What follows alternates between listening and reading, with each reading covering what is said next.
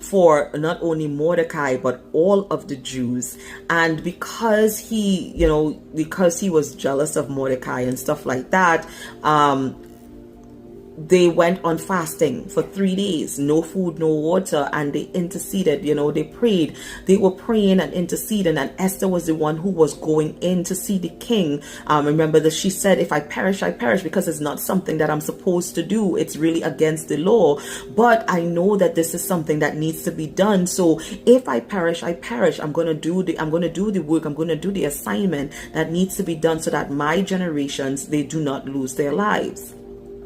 So they were reliant upon God to be able to turn their situation around and deliver them from their enemies. Not only did God allow that to happen, I don't know if you guys remember the video that I talked about when we talk about God's word, and we were in Esther, and we talked about how it is the king told them to write whatever it is they want to write, right? And just seal it, to say it's in the king's name, and to seal it with the king's ring, the king's authority, and that whatever it is that is in that, whatever is in that particular missive, that note, that instruction, no man can reverse the decrees and the words of the king.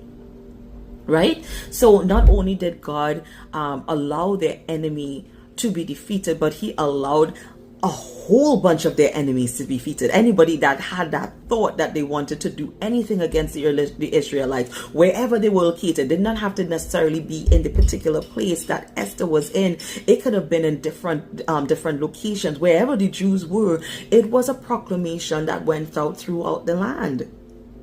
So God delivered them. A next thing that we rely on God for is our healing.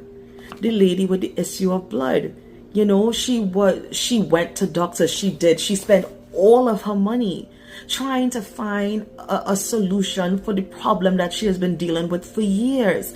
And she realized that the only way that she would be able to get to receive the healing that she needed, she had to touch the hem of Jesus' garment. And she did not even say, God, touch me. God, pray, do.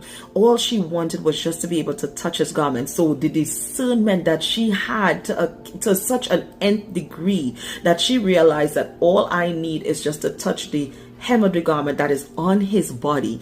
It lets you know that she had such a reliance, a desperate need to pull from God that just touching his garment was just enough to give her exactly